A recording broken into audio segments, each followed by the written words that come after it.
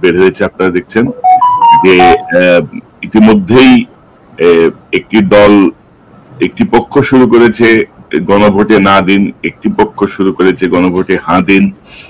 ঐকমত্য কমিশনের কার্যক্রম 31শে অক্টোবর শেষ, অর্থাৎ তাদের মেয়াদ শেষ। গত 14 মাসে তাদের পিকনিক শেষ। মানে ধরেন যে চা নাস্তা ভাত বিরিয়ানি খেয়ে যেসব মাতবলি তারা করছে, ফলাফল হচ্ছে একটি অশ্বডিম্ব। ঐকমত্যের নামে তাদের যে কমিশন, সেই কমিশন আর একটা চূড়ান্ত অনৈক্য তৈরি করে তারা বিদায় নিল। এবং আপনারা যদি দেখেন যে জুলাই বিপ্লবের সময় সকল রাজনৈতিক দলের যে ঐক্য ছিল, সে ঐক্য এখন চূড়ান্ত অনৈক্যের দিকে আবারও যাচ্ছে। এবং এর জন্য ঐকমত্য কমিশনের দায় অনেক বেশি। কারণ হচ্ছে, আমরা আজকে শিরোনাম যদি দেখেন, ছাগল দিয়ে হাল চাষ করার পরিণতি সবসময় বিষম হয়, ফলাফল কিছুই আসে না। যে কথাগুলো আমরা বলছিলাম গত 15 মাস ধরে, তারই একটি ফলাফল আজকে আপনারা এখন দেখতে পাচ্ছেন যে ছাগলরা কি করেছে। এবং আমি অনুরোধ করবো অনুষ্ঠানের প্রথমেই যে ঐকমত্য কমিশনের সঙ্গে সম্পৃক্ত যারা ছিল তারা কেউই যেন দেশ থেকে বের হতে না পারে। প্রয়োজনীয় জবাবদিহির আগে যে পরিমাণ টাকা তারা নষ্ট করেছে, তারা কেন পারলো না, কি পারলো না, এগুলো সব জবাবদিহি করে তাদেরকে বেরোতে হবে। তো দর্শক, আজকে আমার সঙ্গে এই বিষয়টি নিয়ে আলোচনায় যোগ দিচ্ছেন অনেকদিন পরে আপনাদের অত্যন্ত প্রিয় মানুষ, প্রিয় মুখ, বিশিষ্ট কলামিস্ট, সাংবাদিক, লেখক এবং মেরিন ইঞ্জিনিয়ার জনাব মিনার রশিদ। মিনার ভাই, আপনাকে স্বাগত জানাচ্ছি। আসসালামু আলাইকুম, ধন্যবাদ কনক সারোয়ার ভাই, এবং এই অনুষ্ঠান যারা দেখছেন এবং পরবর্তীতে দেখবেন সবাইকে প্রীতি আর শুভেচ্ছা। তো মিনার ভাই, আমি ধরেন যেটা দিয়ে শুরু করলাম আর কি, মানে ঐকমত্য কমিশন, এই যে মানে নামের মধ্যেই ধরেন বিশাল ভারী কি নাম। এবং এই ঐকমত্য কমিশন করার ধরেন কয়েক মাস আগে বিশাল ঐকমত্য সম্মেলনের নামে মানে এক ধরনের গ্রাউন্ড তৈরি করা, এক ধরনের এনজিও বাজি, এক ধরনের ধান্দাবাজির একটা গ্রাউন্ড তৈরি করা হয়েছিল। তো ঐকমত্য কমিশনটাকে আপনি কিভাবে দেখছেন আর কি? মানে আসলে এদের কার্যক্রম কি করলো তারা, মানে গত 14-15 মাসে কি করলো? আমি তো বলবো, আমি যদি বলি আমার মতো করে কি ছিল তারা, মানে এই যে ঐকমত্যর নামে মানে এবার এক এক পণ্ডিতের ভাবসাব কি, মানে এক এক পণ্ডিতের হালচাল, মানে বিশাল জ্ঞানের সাগর মহাসাগর, তারা জাতিকে ঐকমত্যে নিয়ে আসবে, কিভাবে দেখেন আপনি? কনক সারোয়ার ভাই, এই যে আপনি যেটা বলেন ছাগল দিয়ে হাল চাষ হয় না, এই কথাটি আমি একটু আমাদের একটা গল্পের মাধ্যমে বলি। এটা হলো যে এক বড় ইঞ্জিনিয়ার আর কি, যে একটা ইঞ্জিন নষ্ট হয়ে গেছে, এখন হঠাৎ করে এসে তাকে নিয়ে আসা হয়েছে। সে একটা জায়গায় একটা টোকা দিল, টোকার পরে ইঞ্জিনটা আবার ঠিক হয়ে গেল। তখন এটার জন্য চার্জ করেছে সে $10,000। মালিককে বলে কি, আচ্ছা তুমি, ও অবাক হয়ে গেছে, মাত্র আসলো, আসে একটা টোকা মারলো আর আমার কাছ থেকে $10,000 নিয়ে যাচ্ছে। সে বলে, ভাই তুমি একটু ব্রেকডাউন দাও তো, যে কিভাবে এত টাকা কেন হলো। সে বলে যে দেখো, তুমি যে টোকাটা বলছো এই টোকাটার দাম $50, আর $9,950 হয়েছে কোন জায়গাটায় টোকা দিতে হবে সেটা জানার জন্য।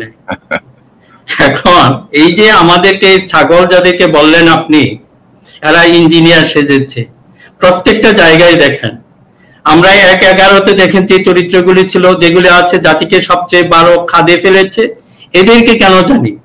এখানে আপনি দেখেন কোন বিষয়ে প্রথমে যে জিনিসগুলি ধরেন, ঐকমত্যের মধ্যে যারা ছিল এদের মধ্যে, যে আপনি কিছুক্ষণ আগে বলেন কোন আইনবিদ নাই, কোন রাজনীতিবিদ, মানে পরিপক্ক রাজনীতিবিদ, দেশের নারীর সাথে যুক্ত কোন রাজনীতিবিদ নাই, তার রাজনৈতিক কোন প্রজ্ঞা নেই, বরং যারা আছে তারা জাতিকে বারবার বিপদে ফেলে, এদের পরামর্শে বিপদে পড়ছে জাতি, এবং এদেরকে আবার দেওয়া হয়েছে ঐকমত্য।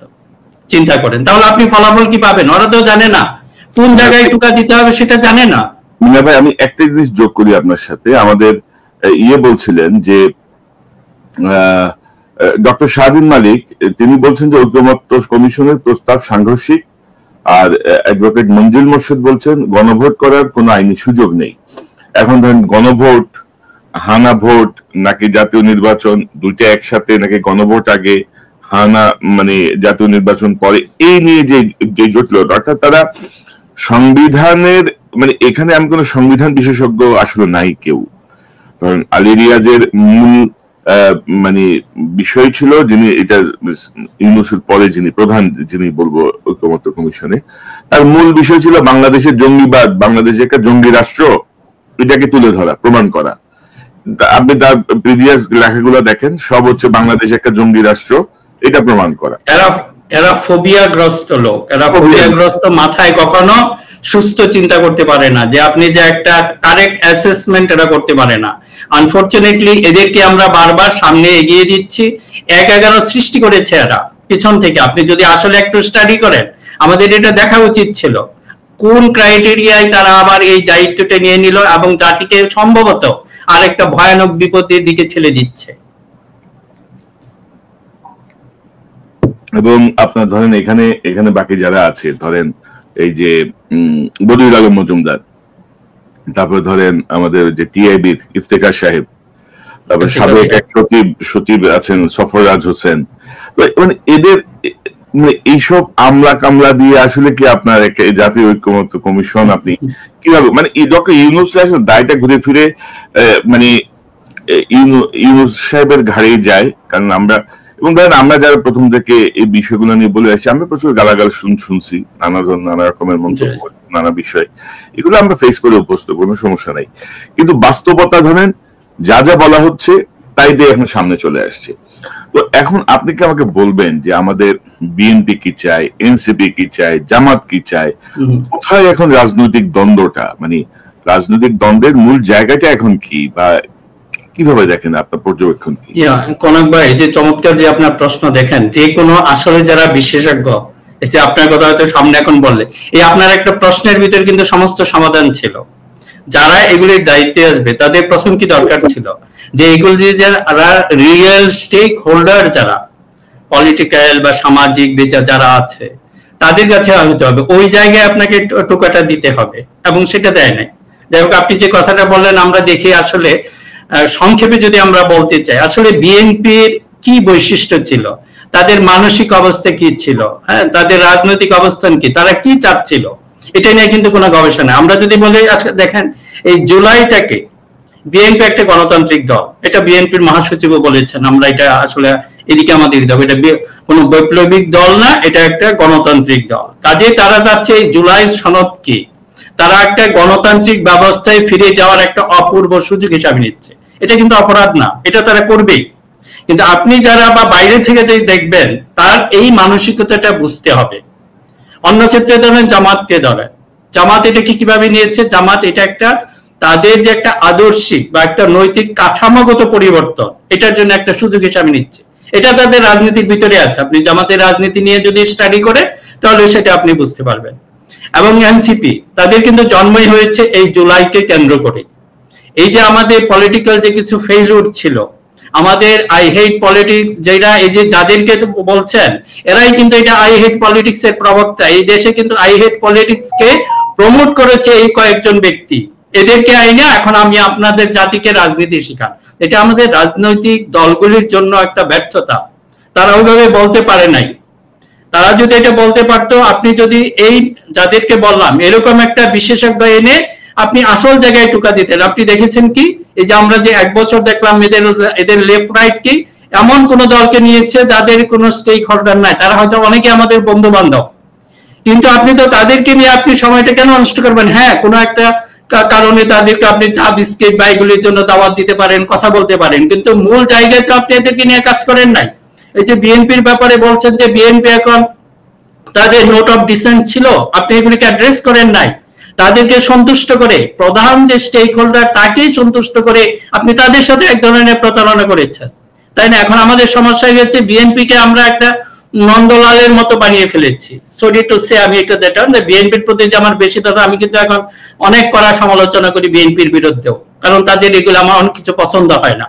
তারপরেও বলতে হয়, আপনি এই মূল যে স্টেক হোল্ডার তাকে আপনি সন্তুষ্ট না করে এক ধরনের প্রতারণার মাধ্যমে কেন এটা করতে হলো? কেন? ঠিক আছে, আপনি যে আমরা 3টা কথা বললাম, যে জামাতের বৈশিষ্ট্য কি, বিএনপির বৈশিষ্ট্য কি, তাদের নিড এন্ড এক্সপেকটেশন কি, এনসিপির কি, এই 3টাকে আপনাকে আগে বুঝতে হবে যারা এগুলি নিয়ে কাজ করবেন। তারপর দেন আপনি ওই ওই জায়গায় আপনি ওষুধ প্রয়োগ করেন, তাদেরকে ওইভাবে বোঝান। এটা তো এতদিন লাগার কথা না। তাদের ভিতরে যে ডিফারেন্স গুলি সেগুলো আর একটু কমিয়ে আসতো, তাই না? আরো কমে আসতো। এখন আপনি বলছেন হ্যাঁ বিএনপি হয়তো মানছে না, আপনাকে তো মানাইতে হবে, তাই না? কারণ বিএনপি যদি না মানে ইয়ার পরে তো একই অবস্থায় চলে যাবে। আবার একই কথা, আপনার এই সমস্ত সনদ তো কোনো কাজ করবে না যদি আপনি কি বিএনপি কে কনভিন্স না করতে পারেন, আপনি জামাতকে কনভিন্স না করতে পারেন, that the main stakeholder. কিন্তু আপনাদের এই যে কয়েকজন বসেছেন এখানে তো এক ধরনের কি বলবো যে ফোবিয়াগ্রস্ত। আপনারা জামাতের রাজনীতি বা যে একটা তাদের নিড এন্ড এক্সপেকটেশনকে আপনি ভালো করে স্টাডি করেন। আমি আপনাকে করে বলতে পারবো 2টা পেজ হয়তো এরা পড়ে নাই, আগে প্রথমে জামাতকে রিজেক্ট করে দেয়। তাহলে তো এটা হবে না, এটা মুসলিম মেজরিটি একটি কান্ট্রি, সেটা নিয়ে আপনাকে স্টাডি করতে হবে, তখনই আপনি এই প্রবলেম সলভ করতে পারবেন। আপনি যদি একটু গভীরে না যান তাহলে তো আপনি বুঝবেন না আপনাকে কোন জায়গায় টুকা দিতে হবে। আপনি তো সারা দেশ টুকা দিতে দিতে সারা দেশটা শেষ করেছেন। এখন জানি না একটা ভয়ঙ্কর দিকে দেশের রাজনীতি এবং সমস্ত কিছু চলে যাচ্ছে, জানি না হাউ টু ট্যাকল ইট। না এখন ধরেন এই যে রাজনৈতিক দলগুলোর মধ্যে যে কামড়াকামড়ি শুরু হয়েছে, এবং আমি তো বলবো যে 5ই আগস্টের পরে বিএনপি বলেন, জামাত বলেন, এনসিপি বলেন, কেউই আপনার ধরেন যে দায়িত্বশীল রাজনীতির যে পরিচয় সেটা কিন্তু কেউ দিতে পারে নাই। সবাই সবার মতো করে ভাবছে। এবং আপনি যদি দেখেন যে 14-15 বছর ধরে আপনি বিএনপি জামাত একসঙ্গে মাইর খেলেন, একসঙ্গে মানে জেলে গেলেন, নির্যাতিত হলেন, যত অপকর্ম সকল কিছুর সঙ্গে বিএনপি জামাত যুক্ত। তো 5ই আগস্টের পর আপনারা হঠাৎ করে আপনাদের বিচ্ছিন্নতার কারণটা কি? মানে কোন প্রেসক্রিপশনে কার ট্যাবলেটে আপনারা খাইলেন যে এই আপনারা বিরোধে চলে গেলেন?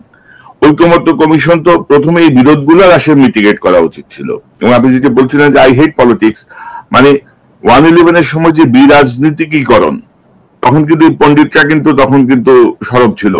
এই রাজনীতি মানে ছি ছি ছি ছি ছি। কনক ভাই, এরাই ছিল। আমরা কয়েকজন, আমরা তো সেই ধরেন 2005 থেকে তখন থেকে ফাইট করে যাচ্ছি এই শক্তির সাথে। এখন আনফরচুনেট হলো বিএনপির একটা গ্রুপ এসে আমাদেরকে গুপ্ত জামাত হিসাবে সেরা আইডেন্টিফাই করে। এবং একটা জিনিস দেখেন, এখানে একটা ইন্টারেস্টিং বিষয় হলো যে তখন যদি আমরা ছিল, দেখেন আমাদের রাজনীতিটা আজকে কেমন আছে। প্রত্যেকটা জাতির মধ্যে একটা ইন্টেলেকচুয়াল গ্রুপ থাকে, একটা সিটিজেন, এরা বলে কি যেটা সুশীল সমাজ এরা করে বলছে সিভিল সোসাইটি। এই সিভিল সোসাইটিটা মূল শক্তি হিসাবে কাজ করে। কিন্তু এই কয়েকজন লোক বা যাদেরকে আপনারা বলতেছেন আমাদের সিভিল সোসাইটিটাকে বিকৃত করে ফেলেছে। তখন কি করেছে? তখন ওরা নিরপেক্ষতার নামে সমস্ত কিছু, নিরপেক্ষতার নামে আওয়ামী লীগকে একটা বিশেষ ধরনের সুযোগ দিয়েছে এই বলয়টাকে, কিন্তু নাম নিয়েছে নিরপেক্ষ। খেয়াল করে দেখেন, এরা যদি তখন সঠিক ভূমিকাটা পালন করতো তখন আওয়ামী লীগও আজকে এই ফেসিবাদ হতে পারতো না, এবং আমাদের এই আজকে এই আমরা এই সমস্যায় পড়তাম না। এখন দেখেন এটা শেষ হয়েছে। নতুন করে আবার একটা সিভিল সোসাইটি যাতে ফর্ম না হয়, তখন বলা শুরু করলো কি, যারা আপনি যদি সত্য বলেন আপনাকে গুপ্ত জামাত, এবং এরাই ভিতর থেকে করছে আমি জানি। এবং বিএনপির কিছু বোকা এদের সাথে তাল মিলাচ্ছে, আমাদের নাম দিয়েছে আমরা গুপ্ত জামাত। আমি যদি সত্য বলি আমি গুপ্ত জামাত, আপনি গুপ্ত জামাত হবেন, ইলিয়াস গুপ্ত জামাত, এবং যারা যারা আছে সবাইকে গুপ্ত জামাত বানিয়ে ফেলেছে, তাই না? কিন্তু এদের ভয়টা হলো কি? এটা আপনার সাথে আমি একমত। এবং ধরেন যে বিএনপিতে জানেন কিছু নতুন সুশীল বুদ্ধিজীবী গজায় উঠছে আর কি। এরা ধরেন 24 সালে মূলত এদের জন্ম।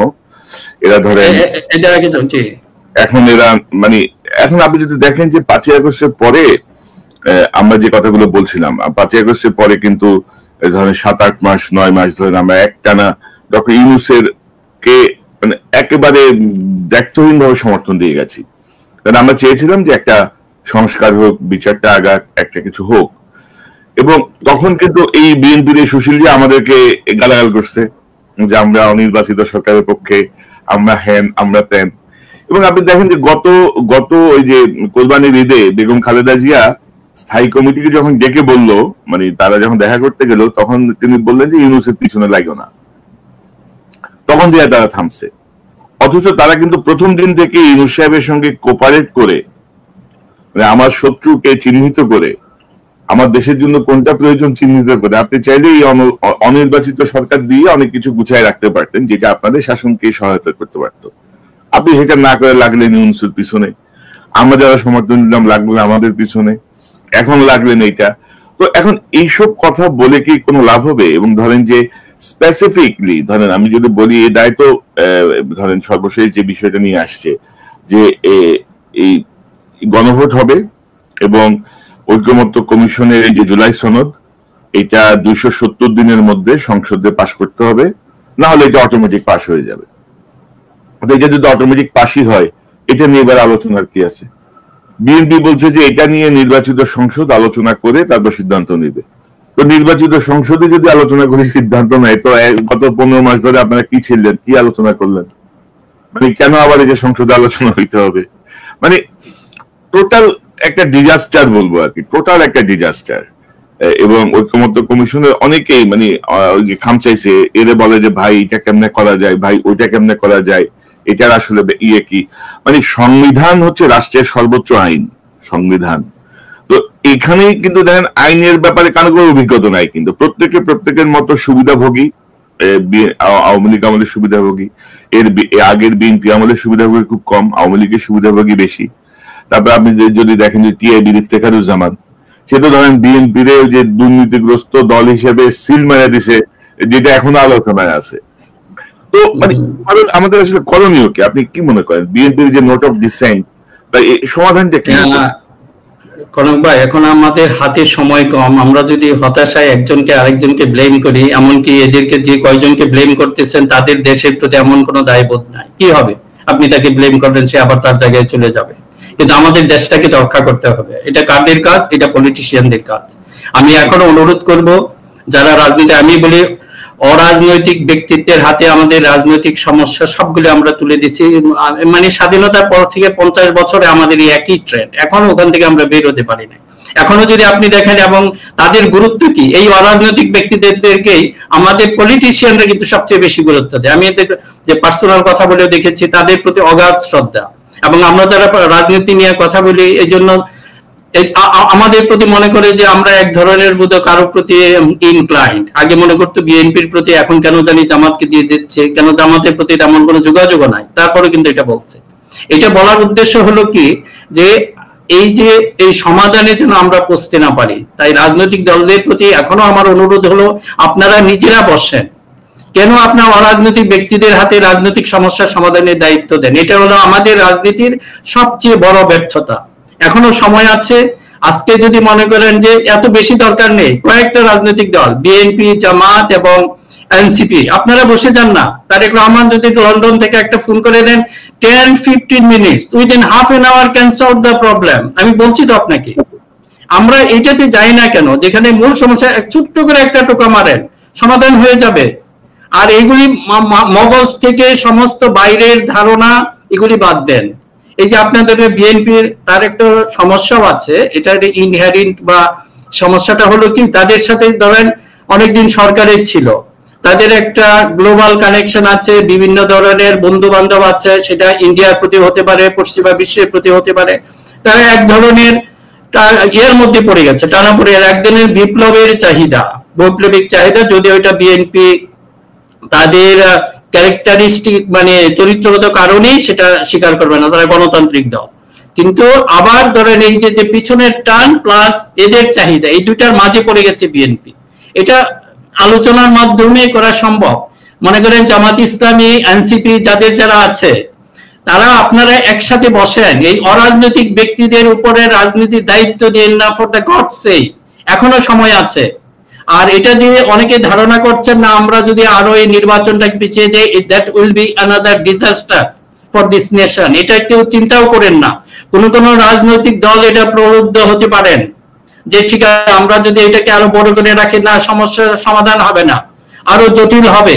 রাজনীতিকে রাজনীতিবিদদের হাতে নিয়ে আসেন যত শীঘ্র সম্ভব। আমি এটা কোনো পার্টিকুলার দলের সুবিধার্থে বলছি না, এটা আমি জাতির স্বার্থে এই কথাটা বলছি। এখনো রাজনীতিটা রাজনীতিবিদদের হাতে আসতে হবে।